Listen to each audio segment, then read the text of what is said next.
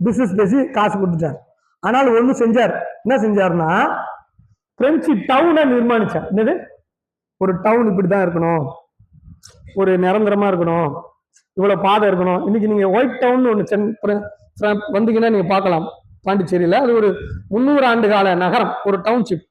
Drainage போட்டு, வீடு போட்டு, எப்படி முதல்ல கடற்கரையோரம் போர்ட்ல இருந்து இறங்கினா எங்க இறங்குவாங்க, கோட்டையில எப்படி இருக்கணும், அப்புறம் கோட்டை பணியாளர்கள்லாம் எப்படி பெரிய பெரிய அதிகாரிலாம் வீடு கட்டி இருக்கணும், அவங்களுக்கு வேலை செய்யறவங்க எப்படி இருக்கணும், அதுக்கப்புறம் ஒரு நதி நீர் ஃபுல்லா இணைப்பு, அதுக்கப்புறம் வந்து இந்தியர்கள் கருப்பர் நகரம், இது வெள்ளை நகரம் ஒயிட் டவுன், அது பிளாக் டவுன். இப்போ அதை ஹெரிட்டேஜ் டவுன் பேர் மாத்திட்டாங்க. அங்க செட்டியா இருக்கு, முதலியா இருக்கு, அப்படி தெரு. அதற்கு பிறகு வன்னியர் ஆதிதிராவிட வயக்காட்டில் எப்படி இருக்கணும்ட்டு ஒரு செட்டப்பை உருவாக்கி டவுனை உருவாக்குறது. வீடு கட்டுறாரு, ரைட்டுங்களா, சண்டையே போடல. ஆனா அவர் காலம் முழுக்க என்ன செஞ்சாருன்னா ஒரு படைப்பை, ஒரு நகர படைப்பை உருவாக்கினார். என்னது, ஒரு நகர படைப்பை உருவாக்கினார். வந்து பாத்தீங்கன்னா இன்னைக்கு 300 ஆண்டு காலம் பிரான்சுவா மார்டினுடைய ஒரு டவுன் நிர்மாணத்தை உங்களால பார்க்க முடியும். அவர் இங்கிலாந்து இதுல தோத்துறாரு. அவர் அரெஸ்ட் பண்றாங்க. சந்திரநாகூர்ல, கல்கத்தால போய் ஹோம் சிறை, வீட்டு சிறையில அவர் வைக்கிறாங்க. தன்னுடைய மகளோடு வீட்டு சிறையில அவர் இனிமையா இருக்கிறார், நல்லபடியா இருக்கிறார், நிறைய எழுதுறார். டியூப்ளக்ஸ் ஒரு பேட்டர்ன், பிரான்சுவா மார்டின் ஒரு பேட்டர்ன், ரைட்டுங்களா, ரெண்டு மனுஷங்க ஒரு பேட்டர்ன். ஒருத்தரால படைப்பை உருவாக்க முடியுது. இவர் நான் கிளம்பி போய் அழிக்க போறேன்னு போறார், சண்டை போட போறேன்னு போறார். தனிப்பட்ட வாழ்வு வெற்றியெல்லாம் அடைஞ்சிருக்காரு. தனிப்பட்ட வாழ்வில் அவருடைய நல்ல இறப்பு அவருக்கு இல்லை. இது நான் வந்து மறுபடியும் சொல்றேன், சட்டப்படி என்னால வந்து நிரூபிக்க இப்படிலாம் இல்லைலாம் சொல்ல, இது நான் உணர்றதுல இருந்து சொல்றேன், ரைட்டுங்களா. பிரான்சுவா மார்டின் என்பவர் நல்லா புரிஞ்சுக்கோங்க, ஒன்னு உருவாக்கினார், இன்ன வரைக்கும் நிலைச்சிருக்கு. அவரும் குடும்பத்தோடு இருந்தார், நல்லபடியாக இறப்பை அணுகினார். வெள்ளைக்காரனும் அவரை கை வைக்கல. அதாவது வெள்ளைக்காரனும் கை வைக்கல, மரியாதை கொடுத்தாங்க. நான் உதாரணம் தான் சொல்றேன். என்ன சொல்றேன்னா, இறப்பு எப்படி இருக்கிறது என்பது அவனுடைய வாழ்க்கை எப்படி இருக்கு அப்படின்றத நான் நம்புறேன்.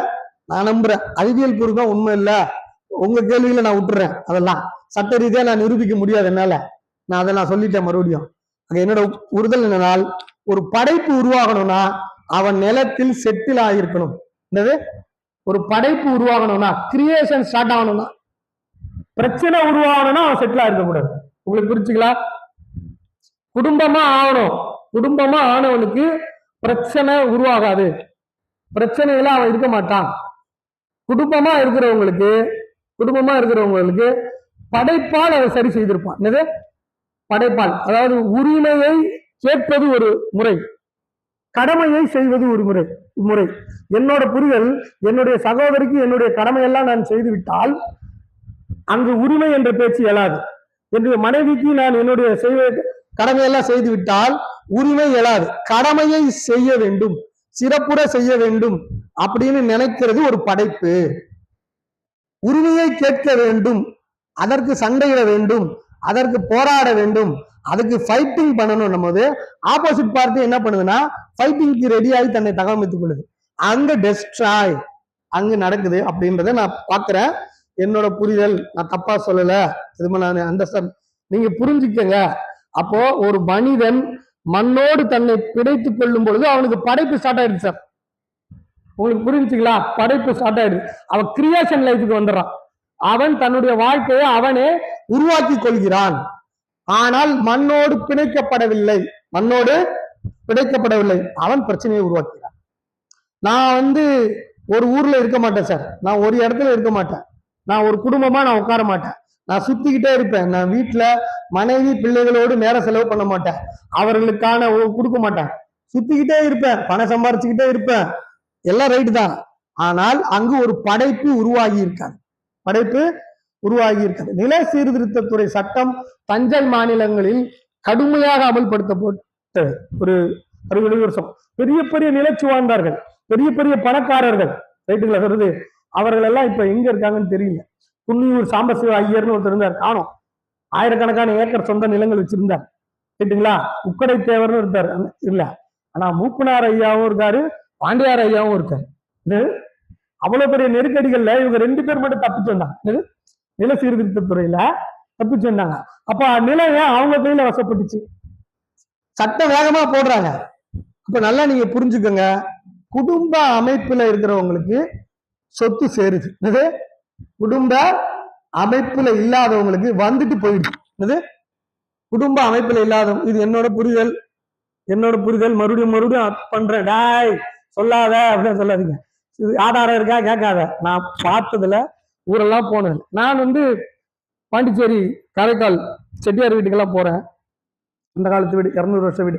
நீங்க 200 வருஷ வீடு, 300 வருஷ வீடு, இதுக்கெல்லாம் அந்த வீட்டுக்கு போகும்போது உங்களுக்கு புரியும். ரைட்டு சொல்றது. அவர்கள் தன்னுடைய வாரிசுகள் நல்லா இருக்கணும் வேணும்ட்டு வாச நிலையில கீழே எப்பவுமே நம்ம வெள்ளிக்காசு காயின் போடுவோம்ல, அவன் புதையிலே வச்சுட்டு போயிருக்கான். 7வது தலைமுறை கஷ்டப்படும், அவன் பிடிச்சி எடுத்துக்கிட்டு. அவன் என்ன நினைக்கிறான்னா அடுத்த 7 தலைமுறை யோசிச்சிருக்கான். உங்களுக்கு புரியுதுங்களா சொல்ல வருது?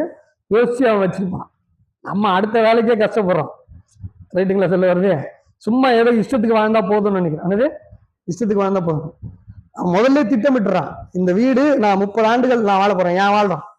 இல்ல என் புள்ள 100 வருஷம் நான் வாழ போறோம். இல்ல 200 வருஷம் இது லிகாசி. வாண்டையார் ஐயா, மூப்பனார் ஐயா வீடெல்லாம் நீங்க போய் பாருங்க. அவங்க மூதாதையர் கட்டும் போது அது 300 ஆண்டுகளுக்கான திட்டமிட்டு கட்டின வீடு. உங்களுக்கு புரியுதுங்களா? இது என் புரிதல், சயின்டிபிக்கா நான் ப்ரூவ் பண்ணல. ரைட்டுங்களா? ஓலை குடிசையில் இருப்ப, அதை நான் பேசல. நீ எத்தனை ஆண்டுக்கு இருப்ப, நீ எப்படி இருப்ப, இப்ப நான் இருந்தா போதும். உன் ஷார்ட் திங்கிங்ல அந்த வீடை உருவாக்க, அதுலயே நீ வாழ்ற, அதுலயே நீ இருக்கிற. ரைட்டுங்களா? இந்த பாருங்க, ஒரு வீட்டுல ஒரு டிவி வாங்கினீங்கன்னா ஆரம்பத்துல நீங்க தான் அதை இயக்குவீங்க. கரெக்ட் தானே? நீங்க தானே இயக்குவீங்க. கொஞ்ச நாள் கழிச்சு அது உங்களை இயக்கும். புரிஞ்சுக்கிட்டீங்களா? சயின்டிபிக்கா என்னால ப்ரூவ் பண்ண முடியாது. ஒரு மொபைல் போனை நீங்க தான் ராத்திரியில இயக்குவீங்க, கொஞ்ச நாள் கழிச்சு அது உங்களை இயக்கும். சரிதானா? ஒரு மது பாட்டில் நீங்க தான் ஆரம்பத்துல அதை இயக்குவீங்க, கொஞ்ச நாள் கழிச்சு அதுதான் உங்களை இயக்கும். சரிதானா நான் சொல்றது? நம்ம சார் ஏன் சார் ட்ரைனிங் இங்க வரணும்? ட்ரைனிங் ஏன் இங்க வரணும்? சுற்றி இருக்கிற பொருள் நம்மளை இயக்கும். நான் வீட்டிலே இருந்து ஆபீஸ் நடத்தி டாக்குமெண்ட்லாம் டைப் பண்ணிக்குவேன். இது உண்டா? பத்திர ஆபீஸ்க்கு போய் நீங்க உங்களுக்குன்னு ஆபீஸ் உருவாக்கிக்கிறீங்க. ஏன்? உங்களுக்கு என்விரான்மெண்ட் தேவைப்படுதா இல்லையா? எனக்கு என்விரான்மெண்ட் எப்படி இருந்தாலும் பரவாயில்ல சார், நான் ஒரு சுயம்பு. அது ஒருத்தர் தான், 1-2 பேர் தான் பண்ணுவாங்க. நான் எதையும் பற்ற மாட்டேன், நான் பாட்டுல இருப்பேன். என்ன பண்ணுவேன்? நான் என்ன சொல்ல வரேன்னா, சார் உங்களுக்கு வாழ்க்கைக்கே ஸ்ட்ராட்டஜி சிலருக்கு இல்லைன்னு நான் சொல்ல வரேன். சொல்ற புரியுதுங்களா? வீடு இல்லாதெல்லாம் ஸ்ட்ராட்டஜி இருக்கு. நல்ல வீடு இருந்தால் அவன் வாழ்க்கைக்கு ஸ்ட்ராட்டஜி உருவாயிடும். ஏன்னா வீடு இயக்கும் சார். நீங்க வீடு இயக்க, அது என்ன நினைக்கிறீங்கன்னா போறா துணி குளிக்க துணி துவைக்க இல்லை, அப்படி இல்லை சார். உங்க சிந்தனை பிறக்கும் இடம் சார். நல்ல நல்ல எழுத்தாளர்கள் எல்லாம் பாருங்க, வீட்டுக்கு பாத்ரூமுக்கு போன அப்ப தோணுச்சுன்னு பாத்திருக்கீங்களா? பாத்திருக்கீங்களா சார்? பாத்ரூம் இயக்குது, பாத்ரூம் இயக்குது ஐடியா. உங்களுக்கு புரிஞ்சு சொல்ல வருது? வீடு நல்லா ஏன் பார்வையில, என்னோட புரிதல்ல சார், ஒரு மனிதனுடைய வாழ்க்கையை உருவாக்கி கொடுப்பதே வீடு தான் சார்.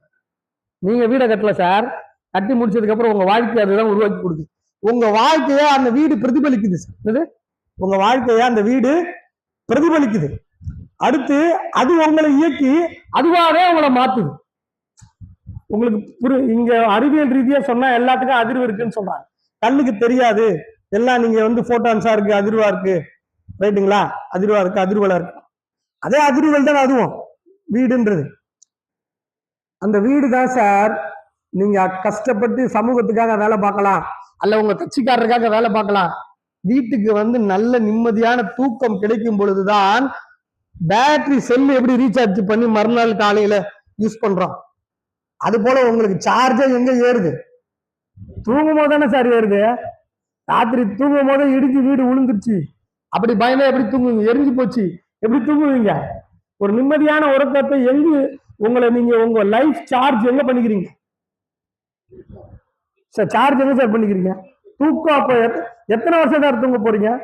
உங்க ஆயுள் 100 வருடம் என்றால் 50 வருடம் தூங்க போறீங்க சார். கரெக்ட் தானே என்ன சொல்ல வருது? அப்போ அது எங்க பண்றீங்க? அதுக்கு முக்கியத்துவமே கொடுக்குறது இல்லை சார். வீட்டை அது ஒரு வாடகை ஒன்றும் 10க்கு 10 இருந்தா போதும். எனக்கு கவர்மெண்ட் குவார்டர்ஸ் கொடுத்து, உங்க வாழ்க்கையை கவர்மெண்ட் எப்படி சார் தீர்மானிக்கும்? என் பார்வையில் அவன் குவார்டர்ஸ் கொடுத்து, நீ எப்படி வாழணும்னு உனக்கு ஸ்ட்ராட்டஜி இருந்தா தான் உனக்கு வீடு எப்படி வேணும்னு நான் சொல்றேன். உங்களுக்கு கான்செப்ட் புரியுதுங்களா சார்? வீடு தூக்கம் மட்டும் கொடுக்கல, சார்ஜ் கொடுக்கல. எனக்கு பிள்ளை இல்லை சார், வாரிசு இல்லை சார். வீடு மாறி பாருன்னு சொல்லுவாங்க, மாறின பிள்ளை வந்துடும். பார்த்துருக்கீங்களா? சில எல்லாம் மாறுங்க சார். வீட்டுக்கும் அந்த சக்தி இருக்குன்னு, வீட்டுக்கும் அந்த சக்தி இருக்கு. ஐயா, அறிவியல் பூர்வமா நான் நிரூபிக்கல, சட்ட ரீதியா ஆவண சாட்சி ஆவணங்களா என்னால சொல்ல முடியாது. இது உணர்வு பூர்வமான விஷயம், புரிஞ்சுக்கோங்க. சட்டப்படி வக்கீல் வந்திருக்கீங்க, இது சட்டப்படி ப்ரூஃப் இல்ல, ஆமா இல்லைங்கன்னு நான் சொல்றேன். ரைட் சரி. தர்க்க ரீதியா ஞான பாதையில பயணிக்கிறவங்க இருக்கிறீங்க, ஆமாங்க ஐயா என்னால நிரூபிக்க முடியாது, நான் உணர்றேன் அப்படின்னு நான் சொல்லிடுறேன். ரெண்டு ரீதியா நான் நிரூபிக்க முடியாது சார். ஐயா, தூக்கம் இருக்குது, குழந்தை இருக்கு சார், வம்ச விருத்தி இருக்கு சார். சார், அங்கதான் உங்களுக்கு உணவினால் கிடைக்கின்ற சமையல் அங்கதான் சார் நடக்குது. நீங்க வாழ்நாள்ல எவ்வளவு வேலை சாப்பிடுவீங்க, நல்ல உணவு சாப்பிட போறீங்க, அன்போடு பரிமாறது எங்க சார் சாப்பிட முடியும்? அங்கதானே சாப்பிட முடியும். அங்கதான் சார் உற்பத்தி ஆகுது. அங்கதான் நோய்க்கு முக்கிய காரணம் கழிவேற்றம். கழிவு அகற்றணும் உடம்புல இருந்து. எங்க அகற்றுவீங்க? நீங்க முதல்ல என்ன பண்றாங்க பாருங்க சார். ரெண்டு கேரக்டர். ஒருத்தர் ஒழுங்கா கழிவு அகற்றல, ஒழுங்கா தூங்கல, ஒழுங்கா இனப்பெருக்கம் பண்ணல, சாம்பத்தியம் இல்ல, உணவு இல்ல, தூக்கம் இல்ல. அவரை இந்த நாட்டை முடிவா ஒருத்தர் கொடுங்க, இந்த நாட்டை நீ நடத்துன்னு கொடுங்க. ரைட்டுங்களா?